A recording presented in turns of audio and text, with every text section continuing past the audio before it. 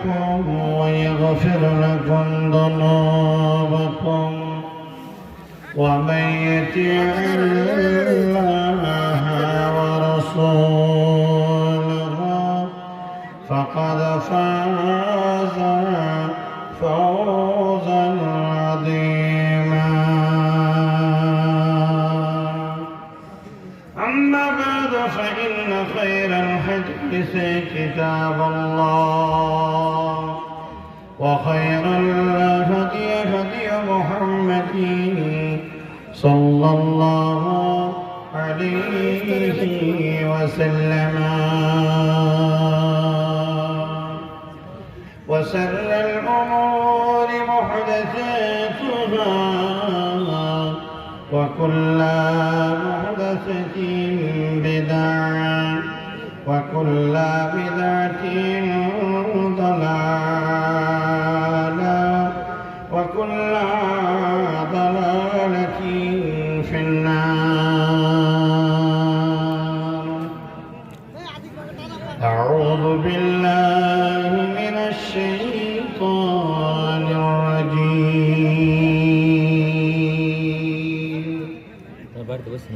يريدون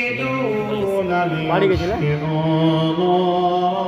الله بأفواههم والله متم نوره ولو كره الكافرون. هو الذي أرسل رسوله بالهدى ودين الحق ليظهره على الدين كله ولو كره المشركون.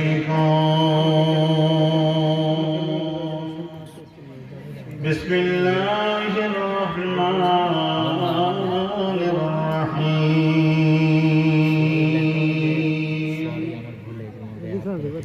إن الذين قالوا ربنا الله ثم استقاموا تتنزل عليهم الملائكة ألا تخافوا ولا تحزنوا وأبشروا بالجنة التي كنتم توعدون. وقال الله تبارك وتعالى في آيات مباركة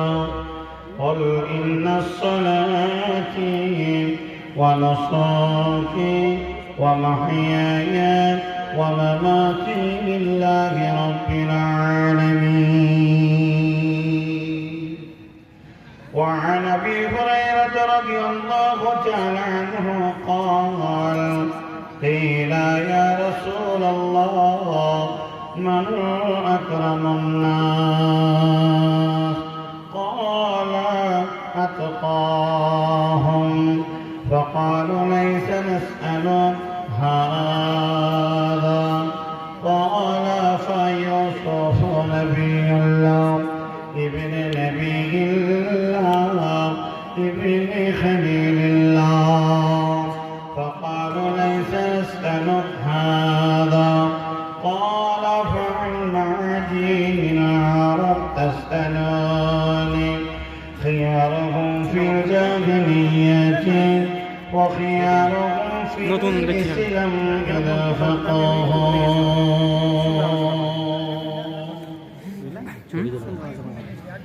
আমার মতো পাপী যেন আমার মতো পাপী যেন কেহ নাহি হয়। জানি না জীবনে আমার জয় হলো না হয় গো জয় হলো না হয়। আমার মতো পাপী যেন কেহ নাহি হয়। জানি না জীবনে আমার জয় হলো না হয় গো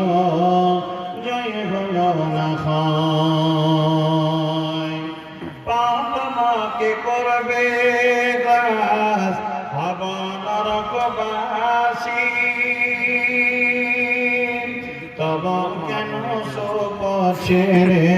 কুপথ ভালোবাসি গো কুপথ ভালোবাসি আমার মতো পাপী যেন কেহ নাহি হয় জানি না জীবনে আমার জয় হলো না হয় গো জয় হলো না হয় বাহির খানা মানুষ আমার ভিতর মানুষ নয় অপর খানা মানুষ আমার ভিতর মানুষ নয় জানি না জীবনে আমার জয় হলো না হয় গো জয় হলো না হয় গান বাজনা শুনতে আমার মনটি বড় রসে কোরআন হাদিস শুনতে তাতে মনটি নাহি বসে গো মনটি নাহি বসে খবরের আযাব শুনে নাহি লাগে ভয় জানি না জীবনে আমার জয় হলো না হয় গো জয় হলো না হয় আমার মতো পাপী যেন কেহ নাহি হয় জানি না জীবনে আমার জয় হলো না হয় গো জয় হলো না হয় লিল্লাহি তাকবীর আল্লাহু আকবার লিল্লাহি তাকবীর আল্লাহু আকবার লিল্লাহি তাকবীর আল্লাহু আকবার সদর জলসা সম্মানিত আজকের চলমান সভার যোগ্যতম সুধী সভাপতি মহাশয় ওএসএ জলসা সম্মানিত যোগ্যতম নায়েব সভাপতি মহাশয় আগত বহিরাগত আকাশের তারকাশের দৃশ্য সুশী ওলামায়ে কেরামগণ সম্মানিত অতিথিবৃন্দ বয়োজ্যেষ্ঠ বয়োকনিষ্ঠ দিনদার ইমানদার পরহেজগার আমার সামনে বসে থাকা সুপ্রিয় ভাই ও আমার বাবা জীবন প্রজেক্টরের মাধ্যম থেকে সন্দেহওয়ালী সম্মানিত মা ও বোনেরা সর্বত্রই মহান মনিবের নামে আমরা অন্তরের অন্তরস্থল থেকে তার প্রশংসা জ্ঞাপন করছি যে আল্লাহ এই রাত্রি 12টা এই পর্যন্ত এই মাহফিলে অবস্থান করার যে রব আমাদেরকে তৌফিক এনায়েত করেছেন সেই খালিক ও মালিকের নামে আমরা আমাদের অন্তর থেকে ওহী প্রকাশ করে তার প্রশংসা আদায় করি জোরে বলেন আলহামদুলিল্লাহ হলো না আরো জোরে বলেন আলহামদুলিল্লাহ আলহামদুলিল্লাহ তারপরে পরে মুক্তির কান্ডারে সর্বহারার নেতা সরওয়ারে কায়নাত আহমদ মুজতবা মুহাম্মদুর রাসূলুল্লাহ সাল্লাল্লাহু আলাইহি ওয়াসাল্লামের উপরে শত সহস্র কোটি দরুদ ও সালাম শান্তি অগণিতভাবে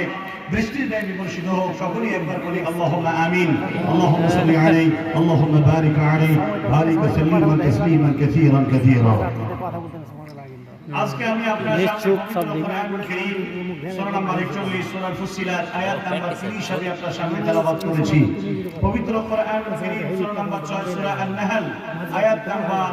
162 আমি আপনার সামনে তেলাওয়াত করেছি এছাড়াও পবিত্র কোরআনুল কারীম সূরা আস-সাফ থেকে দুটি আয়াতের অংশ বিশেষ আমি আপনার সামনে তেলাওয়াত করেছি নবীজি রোমিও বাণী একটি হাদিসের বর্ণনাকারী হযরত আবু হুরায়রা রাদিয়াল্লাহু তাআলা আনহু থেকে বর্ণিত একটি হাদিস আমি আপনার সামনে পেশ করেছি উক্ত হাদিস আর কোরআনকে সামনে রেখে আমি আমার তত্ত্ববহল বিবরণী বক্তব্য দিলাম ইনশাআল্লাহ ওয়া মা তাওফীক ইল্লা বিল্লাহ দাঁড়িয়ে থাকবে তো চলে যাবে বাড়ি মাইক বন্ধ হয়ে গেছে বাইরের মাইক বাইরের মাইক আলহামদুলিল্লাহ বলেন খালি বাল্লি ছাড়েন প্রিয় ভাইরা ঘুমানো ডিস্টার্ব হবে এই কোরআনের আয়াতে নবীজি রোমিও বাণীকে সামনে রেখে আমি আজকে আপনাদের উদ্দেশ্যে কিছু তথ্যবহুল বিবরণী আলোচনা রাখব রাত 12টার পরে তেমন কথা বলতে অভ্যস্ত নেই কথা বলতে পছন্দ করি না তারপরও আজকের এই সিরাজুল মুনিরা এই মাদ্রাসা হাফিজিয়া এবং শিশু এডুকেশন ডিপার্টমেন্টে যে বাৎসরিক একটি অনুষ্ঠান হয়ে থাকে তা যেন আজকে সেটা মানে মানে হচ্ছে আলহামদুলিল্লাহ, সেই দিকে লক্ষ্য রেখেই আমি আপনার সামনে কিছু কথা বলতে এসেছি। দূরের মেহমান হিসেবে বলে যাব, যতগুলো মানুষ আপনারা আছেন আমি আপনাদের কাছে অনুরোধ করব, যদি সত্যিকারই সুর শুনতে এসে থাকেন তাহলে ওখানেই বসে থাকেন, আর যদি কিছু নেব মনে করেন তাহলে জমে বসার জন্য অনুরোধ করছি আপনাদের। যদি আপনারা জমে বসে না বসতে চান তাহলে মনে করেন যে সুর শুনে যাবেন, ইসলাহির সুর যে এরকম তা মেরাজির সুর কেমন হবে, এই কথাগুলো শোনার অপেক্ষায় কিছু লোক বসে আছেন। মূলত সমাজের জালসা জৌলুস আজকে এমন একটা রূপরেখায় রূপান্তরিত হয়েছে যে জালসা মানে মুসলমানদের একটা বড় উৎসব, জালসা মানে বড় একটা অনুষ্ঠান, এটা মানুষের কাছে আনন্দের একটা মুহূর্ত বলে তারা মনে করে। কিন্তু আমি আব্দুল কাদের ইসলাহি, আপনার ইউটিউবটা খুলে দেখবেন, গোটা পশ্চিমবাংলার মাটিতে নয়, কয়েকটা রাজ্যে লেকচার করি, আসাম, ত্রিপুরা, মেঘালয়, শিলচর, এদিকে নেপাল, কাটিহার, পূর্ণিয়া, আর এদিকে আলিপুর দুয়ার থেকে শুরু করে কোচবিহার, উত্তর এবং দক্ষিণ দিনাজপুর, মালদা, মুর্শিদাবাদ, নদিয়া, বিভিন্ন প্রান্তে বক্তব্য রাখি একটাই কথা, তীব্র প্রতিবাদ, তীব্র আন্দোলন করে আসছি যে আজকের মাটিতেও এই বর্জমকার মুসলিম মিল্লাতদের নারী পুরুষ আবার বৃত্ত বনিতা যারা এসেছেন প্রত্যেকের কাছে আমার জড় ভাষায় বলতে চাই, মুসলিম যদি তুমি এক আল্লাহ তাবারক ওয়া তাআলা দাসত্বকারী গোলাম হয়ে থাকো তাহলে তোমার ভিতরে এই বক্তব্য হওয়া দরকার যেটা রাসূল সাল্লাল্লাহু আলাইহি ওয়াসাল্লাম যেটা অপছন্দ করেছে সেটাকে তোমাকে বর্জন করা দরকার, যেটা বিশ্বনবী গ্রহণ করেছেন সেটাকে তোমাকে গ্রহণ করা দরকার। কেননা রাসূল করিম সাল্লাল্লাহু আলাইহি ওয়াসাল্লামের ব্যাপারে আল্লাহ তাবারক ওয়া তাআলা বলে দিয়েছেন, মা আতাকুম রাসূলু ফাখুযুহু ওয়া মা নাহাকুম আনহু ফান্তাহু। আল্লাহ রাসূলকে বলছেন তোমাদের নবী যা তোমাদের দিয়েছেন তা তোমরা গ্রহণ করে নাও, আর যা থেকে তোমাদেরকে বিরত থাকতে বলেছে তা থেকে তোমরা পরহেজ থাকো, তা থেকে তোমরা দূরে থাকো। প্রিয় ভাই সকল, আজ মুসলমানদের দুরবস্থা, বর্তমান প্রেক্ষাপট, আর যে মুসলমান তা যেন এক অবাক করা চিত্র বহিঃপ্রকাশ পেয়েছে সারা পৃথিবীর মাটিতে। বিশেষ করে আমরা ভারতবর্ষের মুসলমান, আমরা ভারতের মাটিতে বসবাস করি, আমাদের মধ্যে এই চেতনা, এই জাগরণ, এই ন্যূনতম বোধগম্য নেই যাতে করে এক আল্লাহর গোলাম আমরা মহান আল্লাহ তাবারক ওয়া তাআলার কাছে পানি দিতে হবে।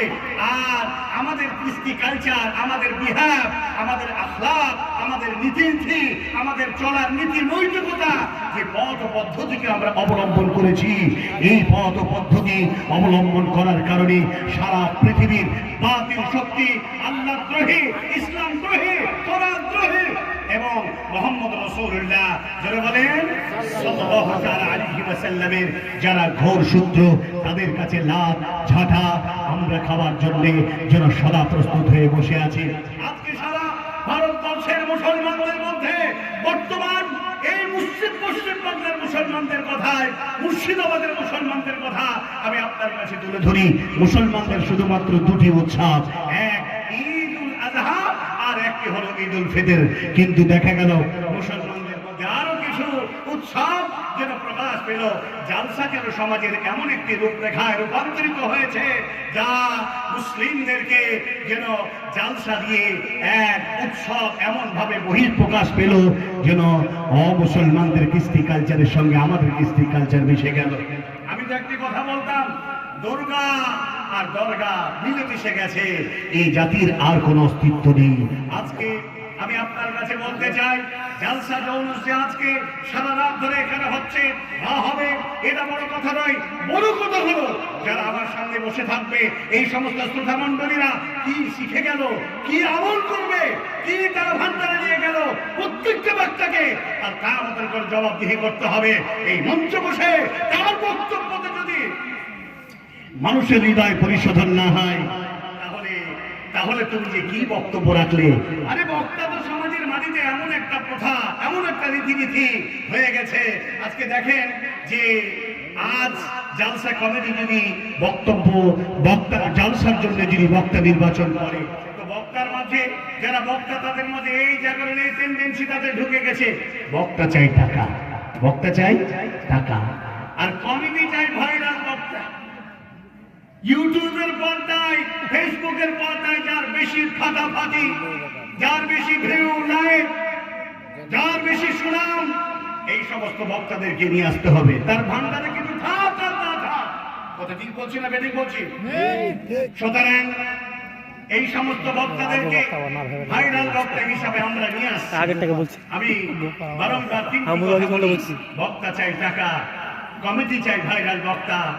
আর শ্রোতা চাই সুর। সমাজের এই একটি বড় মারিচ, সমাজের এই হলো একটি বড় রোগ। আপনাকে আমি একটি কথা স্মরণ করিয়ে দিই, হে বরজুমলার মানুষ, লালগুলার মানুষ, 1.5 ঘন্টা 2 ঘন্টার মানে সময়ের মধ্যে যে বক্তব্য রাখে, এমনও বক্তা আছে নির্দিষ্ট বিষয়ের উপরে দাঁড়িয়ে তারা বক্তব্য রাখতে পারে না। আমি তো মনে করি আজকে যারা জ্ঞানী করে পণ্ডিত শ্রোতা, এখানে অনেক শিক্ষিত ব্যক্তিত্ব সম্পন্ন ব্যক্তি ছিলেন বা আছেন, যারা বক্তব্য রাখলো আজকে, কোন বক্তব্য থেকে আপনি কি শিখলেন? কোন বক্তা তাত্ত্বিক আলোচনা করে গেল? আব্দুল রাজ্জাক বিন ইউসুফকে একটি কথার জন্য আমি হার্দিক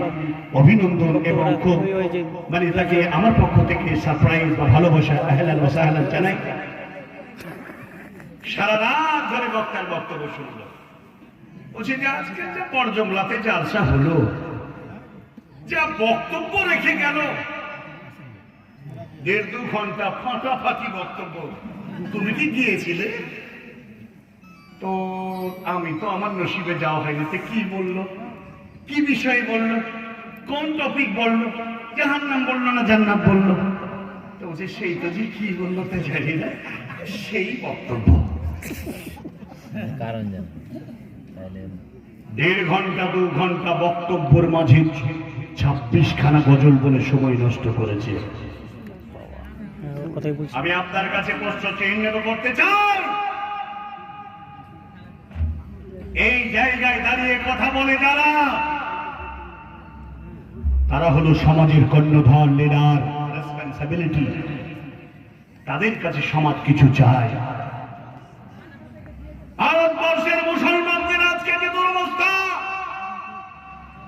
এর জন্য মূল নায়ক হলো আজকের বর্তমান এই যারা হতচ্ছাড়া আলেম সম্প্রদায়। আমি সব আলেমকে কথা বলি না, আমি সেই আলেম সম্প্রদায়ের কথা বলি যারা কোরআনের আয়াত করে শুধুমাত্র ব্যবসার বাণিজ্যের, আমার আজ এখানে বরজমলায় ভালো বক্তব্য সুর দিয়ে গান বাজে নাচে গানে ফাইটিং এ যেমন একটি ভিডিও মানুষের কাছে ভাইরাল হয়, তেমন আমি যদি গজল দিয়ে আর সুর দিয়ে যদি তাল মিলিয়ে ভালো বক্তব্য পেশ করে যেতে পারি, তাহলে আমার পাশেই আমাকে লালগোলা, ছাইতুমি, অমুকগ্রাম, তমুকগ্রাম আমাকে তারা জলসায় দেবে। এই বাণিজ্য কেন্দ্রিক চিন্তা ভাবনা নিয়ে যদি যে বক্তারা বক্তব্য রেখে যায়, জেনে রাখবেন এই হতচ্ছাড়া সমাজে তাদেরকে আমরা কর্ণধার মনে করে ফেলেছি। এদের কারণে এই সমস্ত অবুঝ, এই সমস্ত অসহায়, এই সমস্ত পথহারা মানুষদেরকে আরো পথে বিপদগামী করে দেওয়ার পিছনে এদের একটি বড় সহযোগিতা। আসুন আজকে আমি আপনার কাছে বলতে চাই, সারা পৃথিবীতে ইসলাম নামক সম্প্রদায়কে দুনিয়া থেকে মিটিয়ে দেওয়ার জন্য আজ নয়, সেই মিস্টার ফেরাউন থেকে শুরু করে নমরুদ, সাদ্দাত, কারুন, আর এদিকে আবু জাহাল, আবু লাহাব, উতবা, শাইবা, শুবা, মুগীরা তৎসহ আজকে যারা ফেরাউনের রূপ ধারণ করেছে, আজকে যারা আবু জাহালের রূপ ধারণ করেছে, আজকে যারা নমরুদের রূপ ধারণ করেছে, এই ব্যক্তিরা এই সমস্ত হতচ্ছাড়া আলেমদের ভুল ডিরেকশনের কারণে এই অসহায় মানুষ যারা পথ খুঁজে পায় না, তাদেরকে তারা এই যেমন রাস্তা ভুলে যাওয়া প্রাণীকে যেমন বাঘে শেয়ালে গ্রাস করতে সহজ হয়, তেমন আজকে ফেরাউনের রূপ ধারণ করা এই ক্রিমিনাল, এই সন্ত্রাস, আজকে তারা এইভাবে তাদেরকে গ্রাস করে ধ্বংস করে দেওয়ার অপপ্রয়াসের এক পরিকল্পনা চালিয়ে যাচ্ছে। ইসলাম সারা পৃথিবীর মাটিতে এমন একটি মতবাদ, এই মতবাদ দুনিয়াতে আর কোন মতবাদের সঙ্গে তুলনা করা যাবে না।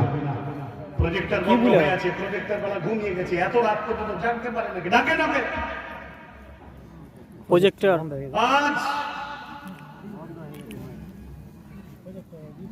সারা পৃথিবীর বাতিল শক্তিরা ইসলামকে মিটিয়ে দেওয়ার প্ল্যান পরিকল্পনা করেছে। তার পিছনে একটি কারণ, মুহাম্মদুর রাসূলুল্লাহ জোরে বলেন সাল্লাল্লাহু তাআলা আলাইহি ওয়াসাল্লাম তিনি বলে গেছেন 1450 বছর আগে একটি কথা বা তারাকতুকুম ফিল আমরাইন তোমাদের মাঝে আমি দুটি কথা রেখে গেলাম ছেড়ে গেলাম এই দুটি কথাকে তোমরা মজবুত করে ধরে রাখবে যদি দুটি কথার মধ্যে তোমরা যদি দুটি কথাকে অবহেলা অবজ্ঞা করে যদি তোমরা ছেড়ে দাও তাহলে তোমরা অপমানিত হবে লাঞ্ছিত হবে আর যদি তোমরা মজবুত করে তোমরা ধরে রাখতে পারো তাহলে লান তাযিল্লু তোমরা অপমানিত হবে না ঘৃণিত হবে না লাথি ঝাঁটা খাবে না জেনে রাখবেন সারা পৃথিবীতে এক আল্লাহকে যারা আল্লাহ বলে বিশ্বাস করেছে ঈমান এনেছে পবিত্র কোরআনুল কারীম সূরা ফুসিলাত সূরা নাম্বার 41 আল আয়াত নাম্বার 30 আল্লাহ তাবারাক ওয়া তাআলা তিনি বলেছেন বিসমিল্লাহির রহমানির রহিম ইন্নাল্লাযীনা ক্বালু রাব্বুনাল্লাহ تتنزل عليهم الملائكة ألا تخافوا ولا تحزنوا وأبشروا بالجنة التي كنتم توعدون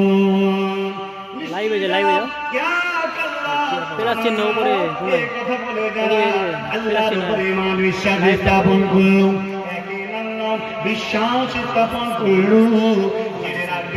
এই শ্রেণীর মানুষদের উপরে সারা পৃথিবীর পদের শক্তির আগ্রাসনের জাল তাদের উপরে ফেলা হবে